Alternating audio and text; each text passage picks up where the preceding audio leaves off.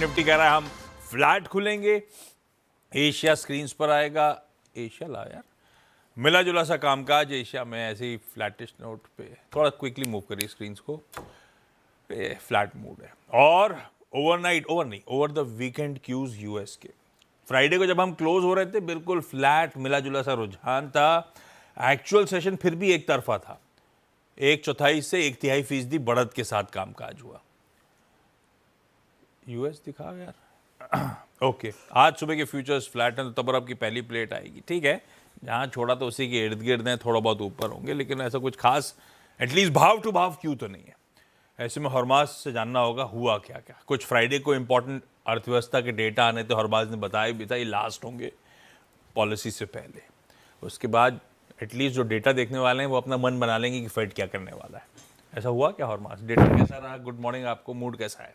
Good morning आशीष। Data ठीक ही रहा, मतलब अनुमान मुताबिक रहा। ऐसा तो कोई बड़ा अलार्मिंग सा ट्रेंड निकल कर नहीं आया। लोगों को ये अंदेशा था कि महंगाई एलिवेटेड लेवल्स पे होगी, वो एलिवेटेड लेवल्स पर ही है।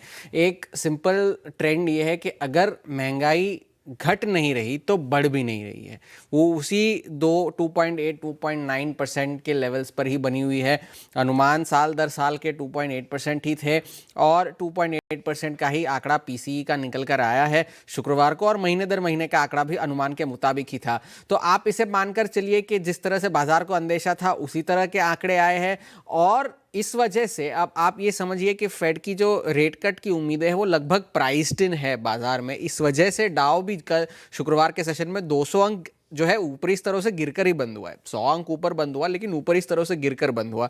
और S&P 500 और नैस्डैक का भी इसी तरह का हाल था।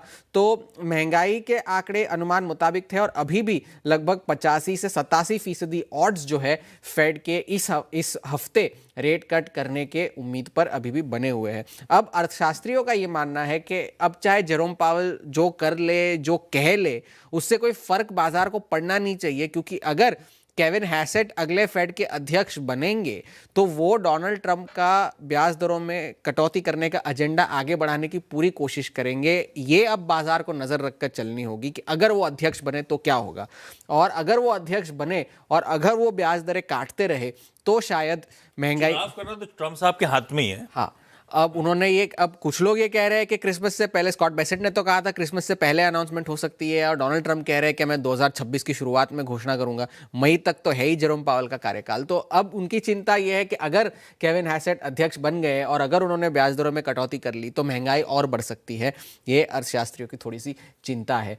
एक बहुत बड़ी डील अनाउंस हुई थी शुक्रवार को नेटफ्लिक्स और वार्नर ब्रदर्स की। तो नेटफ्लिक्स जो है $72 बिलियन की इक्विटी वैल्यू पर वार्नर ब्रदर्स की के फिल्म स्टूडियोज और बाकी सारे जो टेलीविजन बिजनेसेस है उसे छोड़कर बाकी सारी चीज़ों का अधिग्रहण करेगा। लगभग एंटरप्राइज वैल्यू लगभग $83 बिलियन की है, और वार्नर ब्रदर्स के शेयर होल्डर्स को लगभग $28 प्रति शेयर कैश मिलेगा, और नेटफ्लिक्स के शेयर मिलेंगे स्वैप रेशियो जिस तरह से तय होगा उस हिसाब से।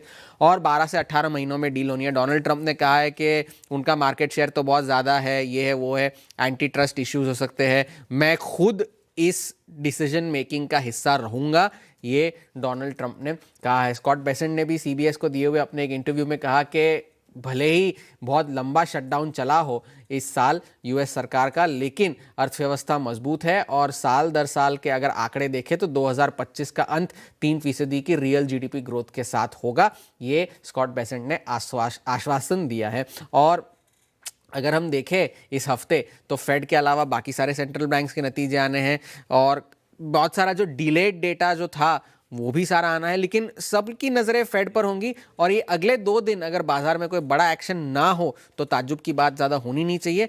तो सबकी नज़रें इस हफ्ते फेड पर होने। एक दिक्कत है, जगराता लंबा है।